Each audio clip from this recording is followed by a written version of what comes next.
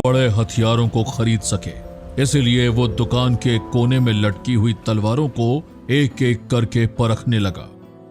सुकेश, ये तलवार कैसी रहेगी? अच्छी है ना? तलवार चलाना तो आप जैसे क्षत्रियों का काम है राजकुमार। मुझे तो इन सब हथियारों के बारे में कोई जानकारी नहीं है, इसलिए आपको जो ठीक लग रही है वह खरीद लीजिए।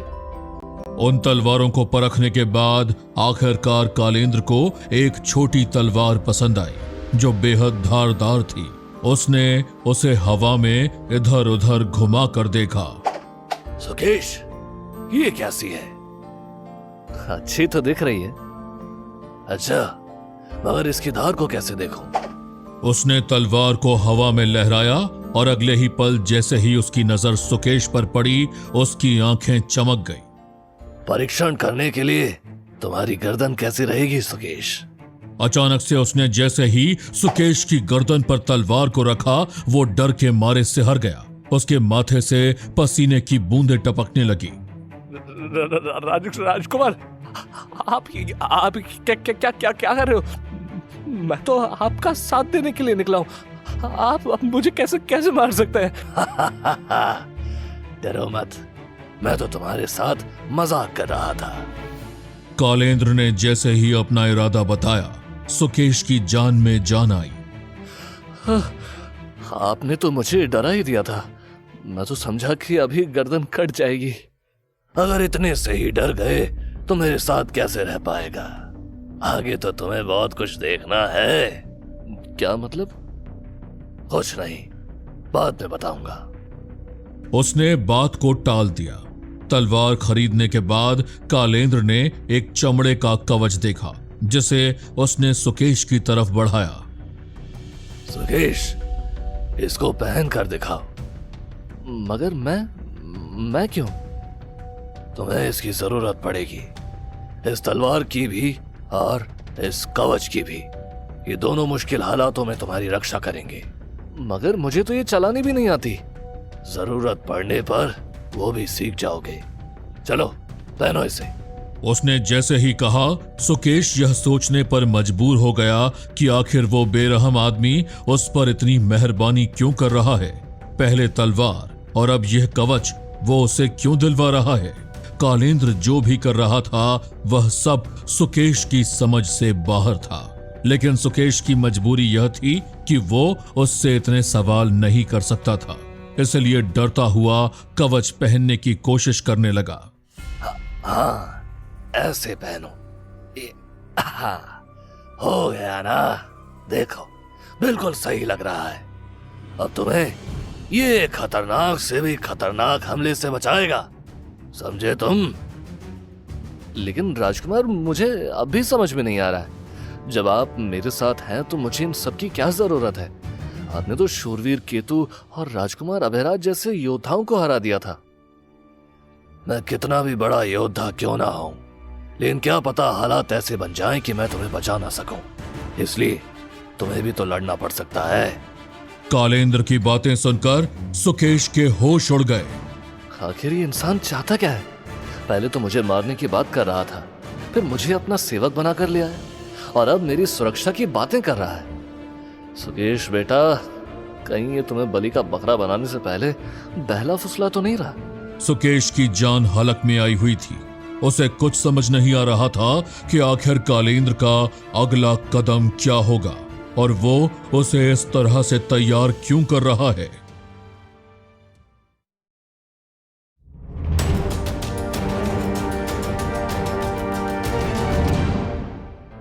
बाजार से खरीदारी करने के बाद कालेंद्र और सुकेश शहर से बाहर आ गए।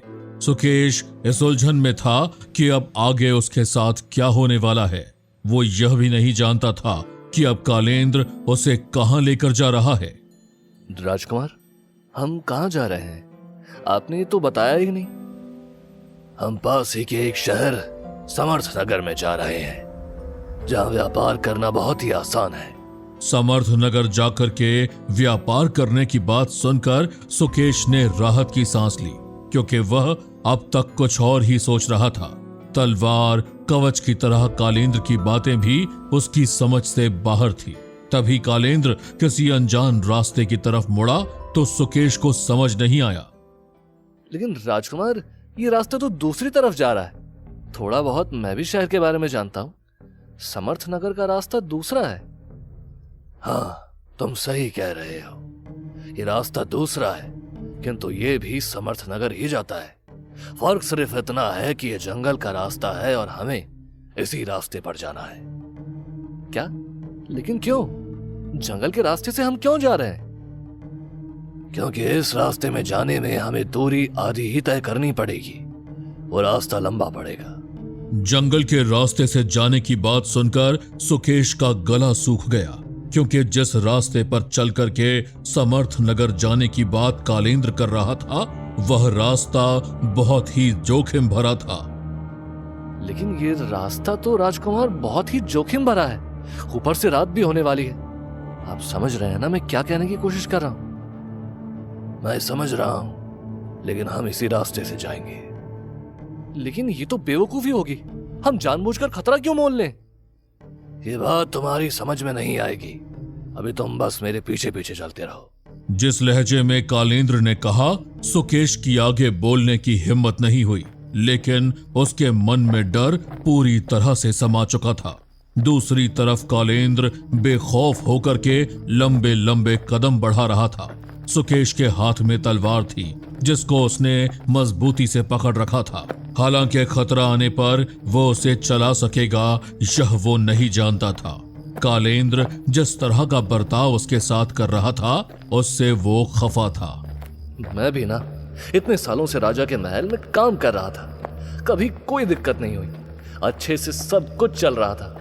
पता नहीं किस घड़ी में सिरफिरे से पाला पड़ा, जो आज इतना डर डर के कदम रखना पड़ रहा है। इस कमीने को ताना मारना इतना भारी पड़ सकता है, ये तो मैंने कभी सोचा भी नहीं। सुकेश के दिमाग में अब यही सब चल रहा था। वे जैसे जैसे आगे बढ़ रहे थे, अंधेरा और घना होता जा रहा था। जल्दी कदम उठाओ, इतना धीरे चलोगे तो कैसे बात बनेगी? कालेंद्र के कहते ही वो मन मारकर उसके पीछे हो लिया। आज तो लगता है जिंदगी का यही अंतिम दिन है। क्या पता कल का दिन देखना नसीब हो या ना हो। तलवार तो हाथ में है ही, क्यों ना इस सिरफिरे का सर धड़ से अलग कर दूं, फिर तो पीछा छूट जाएगा। वो कालेंद्र को मारने के बारे में सोच ही रहा था कि तभी अचानक से कालेंद्र की आवाज सुन वो चौंक गया। सुकेश, जल्दी जल्दी चल, हमें जल्द ही समर्थ नगर पहुंचना है। कालेंद्र की रौबीली आवाज सुन सुकेश के दिमाग में चल रहे विचार एक पल के लिए चले गए। हालांकि जैसे जैसे वे आगे बढ़ रहे थे, वैसे वैसे जंगली जानवरों की आवाज और तेज होती जा रही थी। डर से सहमा हुआ सुकेश एक एक कदम फूंक फूंक कर यूं रख रहा था, मानो वो कांटों के रास्ते पर चल रहा हो। वहीं दूसरी तरफ कालेंद्र सरपट कदम बढ़ा रहा था। तभी अचानक से एक बाघ की आवाज सुन वो कालेंद्र से जा टकराया। ये क्या कर रहे हो पागल आदमी? राजकुमार, ये आवाज सुनी आपने? लग रहा है हमारे आसपास कोई बाघ है। हाँ तो बाघ है तो क्या हुआ? इसमें डरने की क्या बात है? मेरा मतलब, अगर वो कोई आदमखोर बाघ हुआ तो? नहीं नहीं राजकुमार, हम इस रास्ते में आगे नहीं बढ़ सकते हैं। मैंने इस जंगल के बारे में बहुत कुछ सुना है। इस रास्ते से जो जाता है वो जिंदा समर्थ नगर नहीं पहुंचता। तुम है ना, कुछ नहीं होगा। वैसे भी बाघ इंसानों पर जल्दी हमला नहीं करते, वो शिकार पर निकला है। और अगर उसने हमें ही शिकार बना लिया तो? तुम चुप करो। शिकार बना लिया तो? अरे मैंने तुम्हें ये कवच और तलवार क्या सिर माथे पर रखने के लिए दी है? इससे वार करना, एक ही वार में बाघ मर जाएगा। कालेंद्र की बात सुन सुकेश सकपका गया। उसने अपनी जिंदगी में किसी चूहे को नहीं मारा था, और यहाँ कालेंद्र उसे किसी बाघ को मारने की बात कर रहा था। लग रहा है ये सिरफिरा ऐसे नहीं मानेगा। साला बाघ को मारने की बात कर रहा है। अरे ये खुद तो मरेगा ही, मुझे भी मारेगा। क्यों ना मौके का फायदा उठा ही लो। ये तो पीछे मुड़कर देख ही नहीं रहा है। अगर पूरे जोर से वार करूंगा तो एक ही वार में इसकी मुंडी इसके धड़ से अलग हो जाएगी। सोचते हुए सुकेश ने तलवार की तरफ देखा। वो आंखें बंद करके कालेंद्र पर वार करने के लिए हिम्मत बटोरने लगा। उसने आंखें खोली तो कालेंद्र कुछ कदम आगे बढ़ चुका था। वो अपनी ही धुन में चल रहा था। तभी सुकेश ने अपनी तलवार को कालेंद्र पर वार करने के लिए सिर तक उठाया और उसकी तरफ लपका, मगर अगले ही पल किसी भयानक आवाज को सुन उसके हाथ से तलवार छूट गई। अरे अब क्या हुआ? राजकुमार, ये आवाज सुनी आपने? मुझे बहुत डर लग रहा है। तो क्या हुआ? जल्दी से अपनी तलवार उठा और मेरे साथ चल। कालेंद्र के कहते ही वो झुककर तलवार उठाने लगा। वहीं कालेंद्र उसकी तरफ गुस्से से देखे जा रहा था। सुकेश ने तलवार उठाकर जैसे ही सामने की तरफ नजर की, कालेंद्र के पीछे का मंजर देखकर उसके हाथ पांव फूल गए। राजकुमार, अब क्या हुआ? आपकी पीठ के पीछे देखो, वो क्या है? सुकेश ने जैसे ही कहा, कालेंद्र ने पीछे मुड़कर देखा। सामने का नजारा देखकर वो भी दंग रह गया। उसके सामने एक काला भयानक साया था, जिसकी आंखें शोले के समान लाल थी। इंसानी शैतान। कालेंद्र के मुंह से सुकेश ने जैसे ही यह सुना, उसके दिल ने एक पल के लिए धड़कना ही बंद कर दिया। उसे समझ नहीं आ रहा था कि आखिर वे कैसे उस इंसानी शैतान का सामना करेंगे।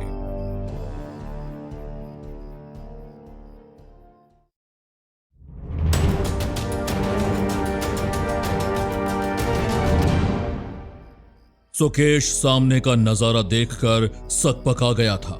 वहीं कालेंद्र भी एक पल के लिए चौंक गया था। वो धीरे धीरे अब उनकी तरफ बढ़ रहा था। उसकी लाल भयानक आंखों को देखकर सुकेश की जान हलक में आ चुकी थी, मगर कालेंद्र सामान्य लग रहा था। डरो मत, ये एक इंसानी शैतान है। लग रहा है इन्होंने किसी शैतान की पूजा की है और इसके चलते शैतान की कुछ काली शक्तियां इस पर हावी हो गई है। इंसानी शैतान? तो अब क्या करें? हम इसका सामना कैसे करेंगे? ये तो हमारी तरफ ऐसे बढ़ रहा है जैसे हमें कच्चा चबा जाएगा। डर के मारे सुकेश के पैर कांपने लगे थे।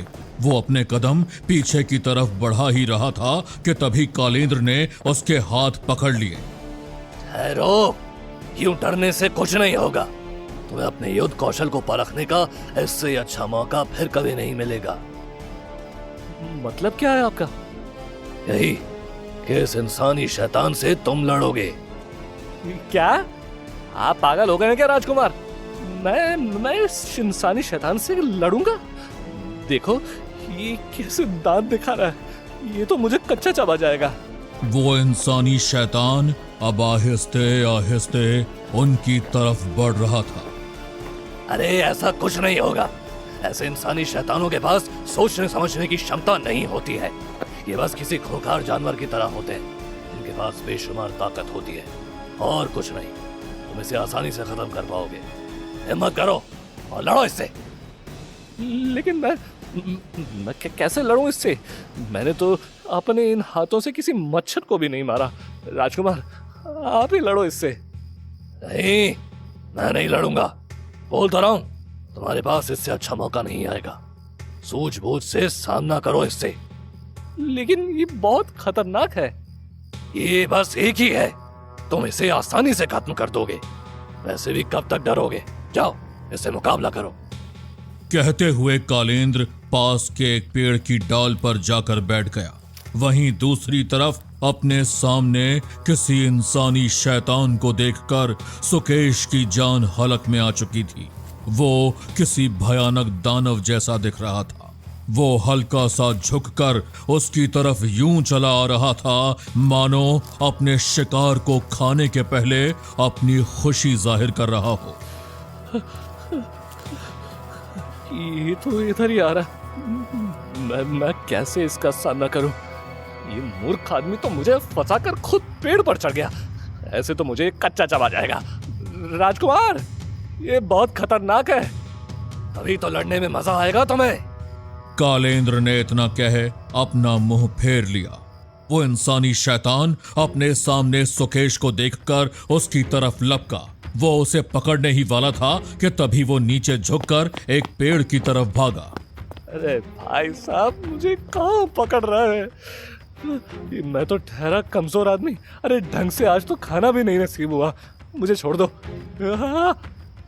सुकेश डर के मारे कुछ भी बोले जा रहा था। वहीं इंसानी शैतान को देख के ऐसा लग रहा था जैसे उसे कुछ फर्क नहीं पड़ रहा हो।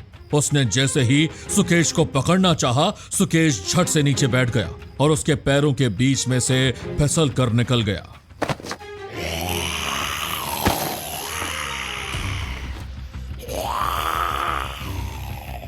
इंसानी शैतान चीखते हुए सुकेश की ओर पलटा।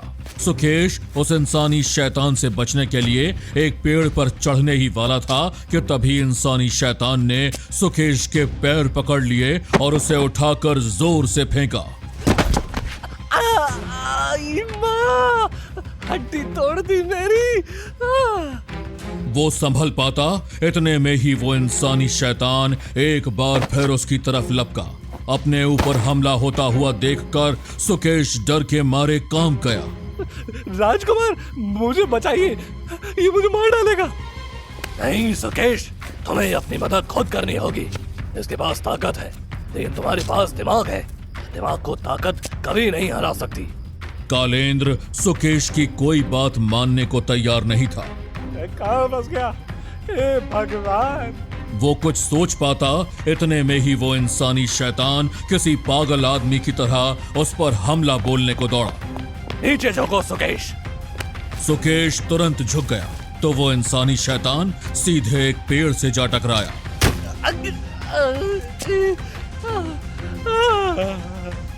वो संभल पाता, इतने में ही सुकेश ने जोर से उसकी पीठ पर तलवार से वार किया, मगर सुकेश उस पर दूसरा वार करता। इतने में ही वो उसकी तरफ पलटा और उसने सुकेश की गर्दन पकड़ ली। उसने उसे गर्दन पकड़कर उठाया और जोर से पास के पेड़ के तने पर दे मारा। इतनी जोर से पेड़ से टकराने से सुकेश का दिमाग भन्ना गया। उसकी आंखें चौंधियाने लगी थीं, लेकिन उसे कैसे भी करके उससे लड़ना ही था। उसने अपनी बगल में देखा तो उसकी तलवार नीचे गिर चुकी थी।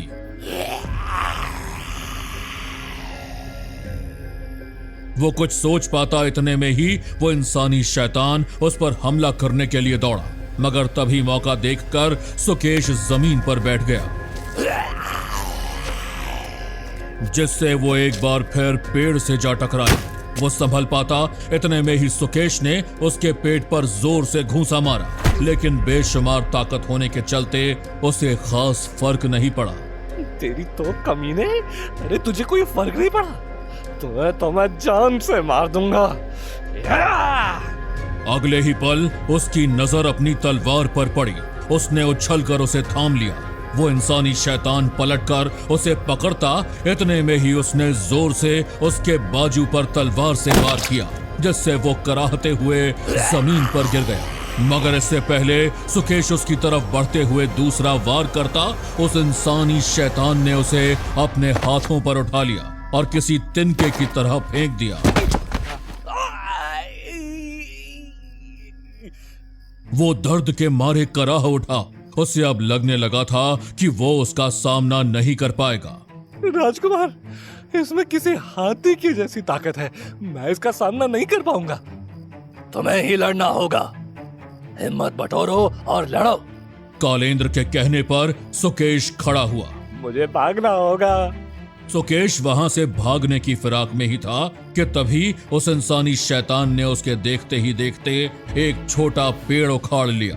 आई, अरे आदमी है कि हाथी का ससुर, पूरा पेड़ ही उखाड़ दिया। भाई तुझे क्या चाहिए मुझसे? अरे क्यों मुझ जैसे दुबले पतले इंसान के पीछे पड़ा हुआ है? सुकेश कुछ सोच पाता, इतने में ही उसने जोर से उसकी तरफ पेड़ फेंका, मगर सुकेश नीचे झुक गया, जिससे वो पेड़ उसके ऊपर से निकल गया। बच गया। मगर वो खुद के बचने की खुशी मना पाता, इतने में ही वो इंसानी शैतान उसके पास आ चुका था।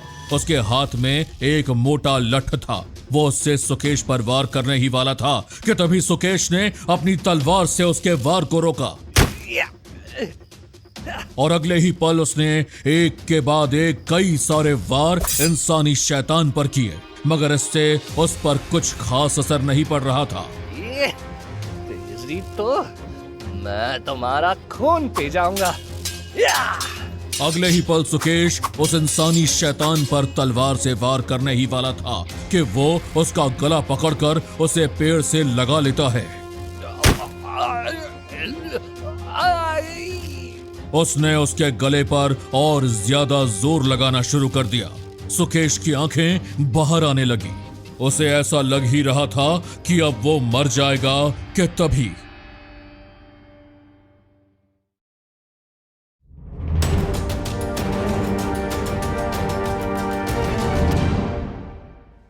सुकेश की जान हलक में आ चुकी थी।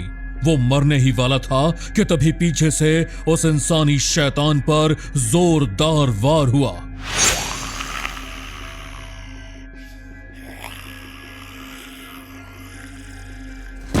और अगले ही पल वो धड़ाम से नीचे जा गिरा।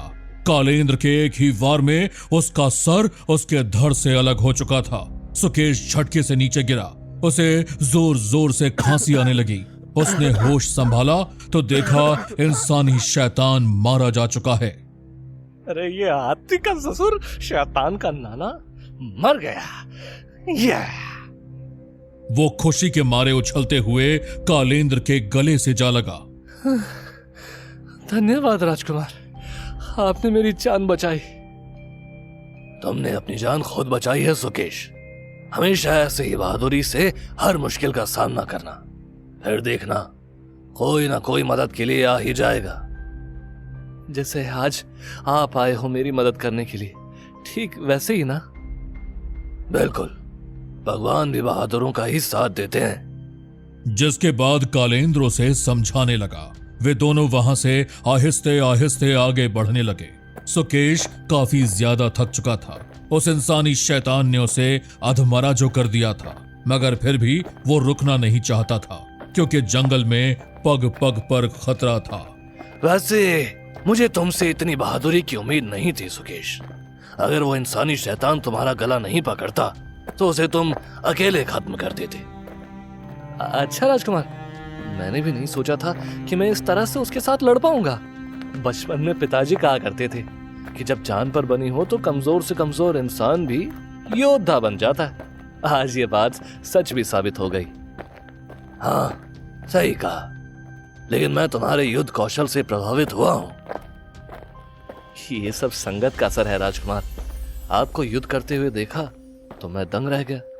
अब अगर आपके साथ रहूंगा तो ऐसे कई इंसानी शैतानों को गाजर मूली की तरह काट दूंगा। तुम्हारी ये बातें सुनकर तो अब ऐसा लग रहा है जैसे मेरी एक चिंता तो खत्म हो गई। कैसी चिंता राजकुमार? अरे यहाँ हम दोनों ही हैं। अगर तुम लड़ना नहीं जानते तो मुझे ही तुम्हारी रक्षा करनी पड़ती, जिससे मेरी परेशानी बढ़ती। पर अब हम साथ में ज्यादा ताकतवर होंगे, किसी भी खतरे का सामना कर पाएंगे। जी। सुकेश ने बस सिर हिला दिया। तभी कालेंद्र उसकी ओर गौर से देखने लगा। क्या हुआ? तुम्हारी हालत मुझे कुछ ठीक नहीं लग रही।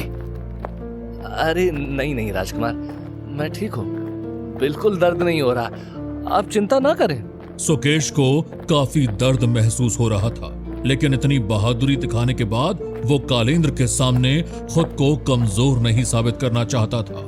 हालांकि यह भी सच था कि वो अपनी सफलता से इतना खुश था कि अपनी चोटों पर ध्यान नहीं देना चाहता था। तभी कालेंद्र को उसकी हालत देखकर सब समझ आ गया। लेकिन मुझे नहीं लग रहा है कि तुम ठीक हो। बैठो नीचे।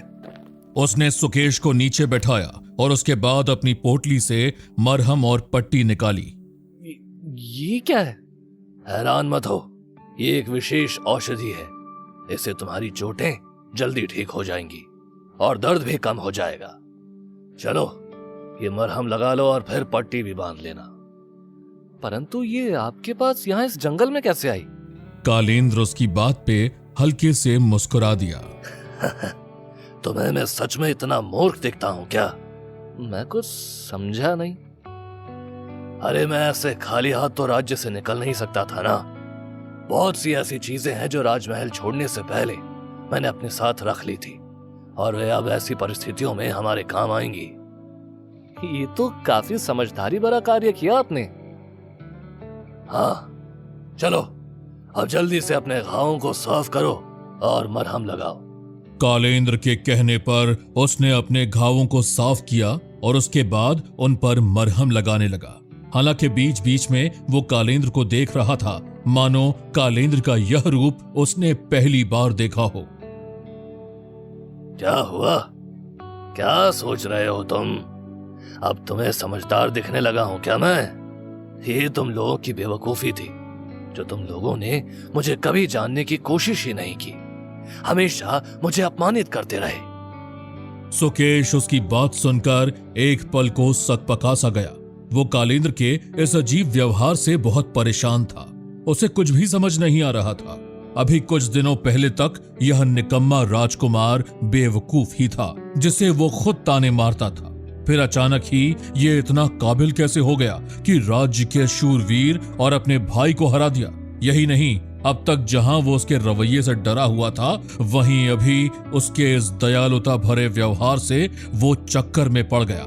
अब हालात ऐसे थे कि कालेंद्र के दिमाग में क्या चल रहा है, वह अगले ही पल क्या करेगा, इसके बारे में सुकेश को कुछ मालूम नहीं था। आओ थोड़ी देर बैठकर आराम कर लेते हैं, तब तक तुम्हारे घाव भी भर जाएंगे। हाँ, ये ठीक रहेगा। वे दोनों एक पेड़ के पास बैठ गए। उस औषधि के कारण जल्दी ही सुकेश अच्छा महसूस करने लगा था। उन्हें वहां आराम करते हुए अभी कुछ ही समय बीता था कि तभी अचानक से एक आहट हुई जिससे वो दोनों ही चौंक गए। राजकुमार, ये कैसी आवाजें हैं? वही तो मैं भी जानने की कोशिश कर रहा हूँ। कालेंद्र खड़े होकर इधर उधर देखने लगा। तभी उसकी नजर सामने के भयानक मंजर को देखकर